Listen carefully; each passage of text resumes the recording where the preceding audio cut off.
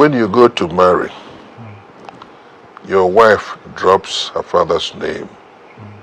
And as you can't have two people as captains in a ship. Women convert houses into homes. If you don't have a woman in the house, your house can never be a home. My wife just came in now. She's a lawyer now. I have lived with this woman for the past 53 years. Nobody has ever come in here to say, Pete, oh, please stop beating her, you will kill her. No.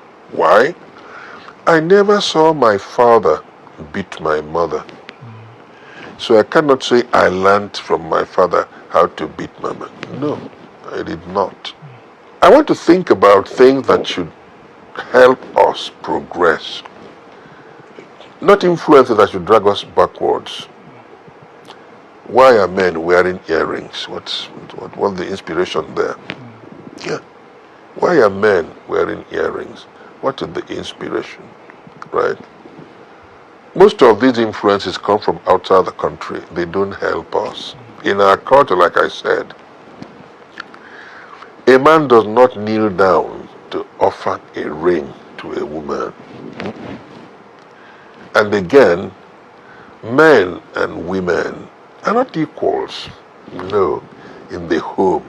There has to be a leader. You see, women are free to express their opinions. If you come to our industry today, most of our girls who got married some 2-3 years ago have all left their husbands from beginning to the end. They're even shocked to hear that Chioma Chukwuka has also left their, Ireti Doyle and, Tonto. You take a vow when you're going to get married, for better, for worse. Not for better for us, for better, for worse. You will always think it's greener on the other side. That's the mistake that we all make. Try to be satisfied with what you have within you. It goes a long way. I love women a great deal, and I respect them. If I see any young man beating up a woman, oh my God, I just think you don't qualify to be a man. Yeah. Men, God has given women their tongues. What makes you a mature person is your ability to cope with what they tell you without resorting to violence. Yeah. Your wife will tell you the worst thing on earth, right? If you can react properly. There's something called equanimity, a song for her. If you can react patiently, it's some kind of studied reaction. The Frenchman calls it sang-froid. You can cope with what she does. At the end of the day, she will apologize to you. What we were doing then, I don't think it can work now. If your wife annoys you, you don't eat what she has cooked. If you do it 2 or 3 times, she will go and report you to either your father or your relation.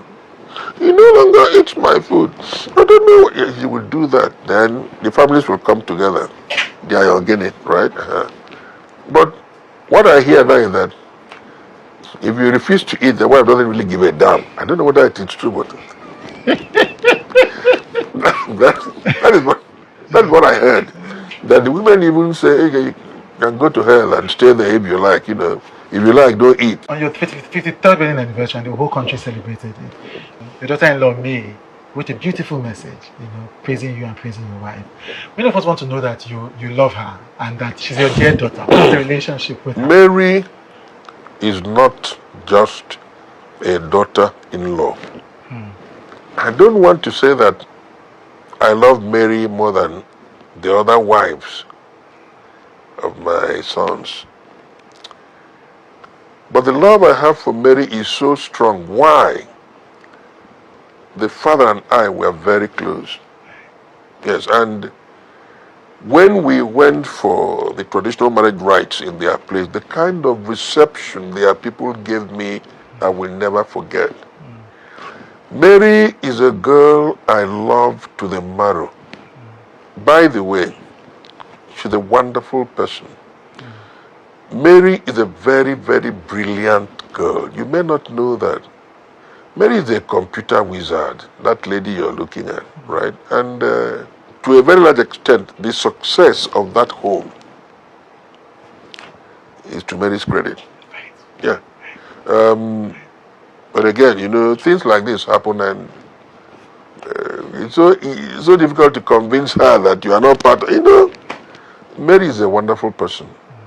In fact, I just had my 76th birthday, and the message she put out was so endearing, you know. Yeah. And Mary is a wonderful woman. A lot of people have been advising her wrongly, you know, trying to see if they can sunder the link between herself and her husband.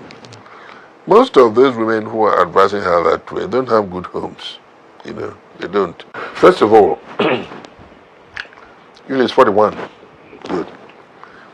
I really don't interfere in his affairs. No.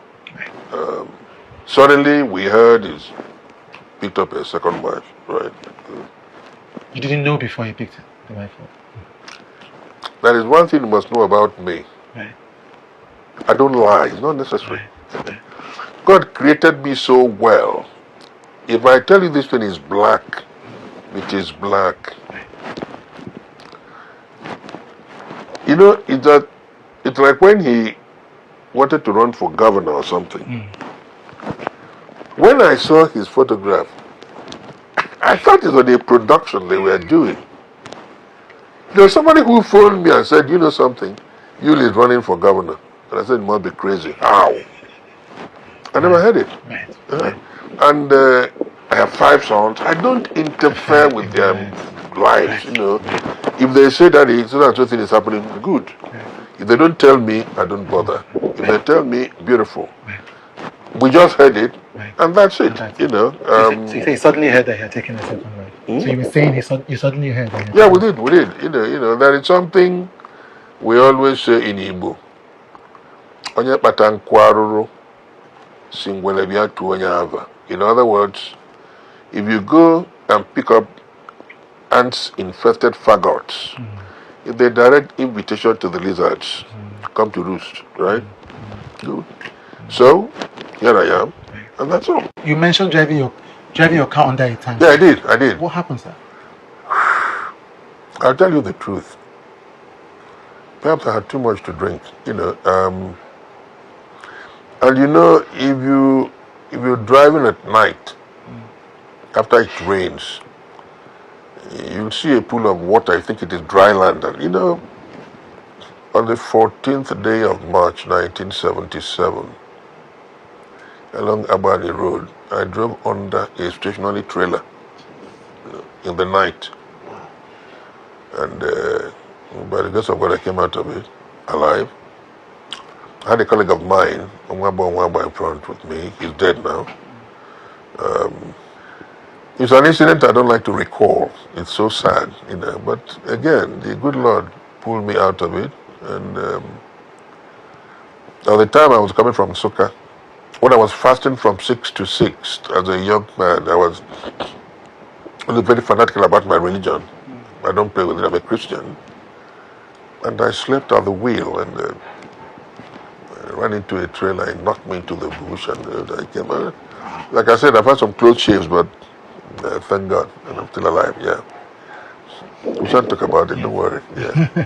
I've been kidnapped once too. So, yes, in 2009 there was that as well. That must have been traumatic. I mean, yes. You know, I was coming out of the church. I worked for the church, by the way, you know, trying to see if Blessed Tides will get canonized. I'm a Catholic, you know. And we got to Mpo, you know, some youngsters shooting, and I bought my vehicle, the Acura Jeep. It was still very new then, and I think that must have been what attracted them, and they kidnapped us, and they let others go, and they took me and talked about my giving the 200 million and all that. That's by the way. I mean, it's all in the past now. Yeah. Here I am. Here you are.